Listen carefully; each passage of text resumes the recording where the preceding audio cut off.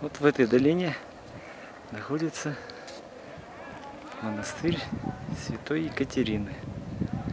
Это недалеко от Шарм-эль-Шейха, Египет. Смотрите, какая долина закрытая.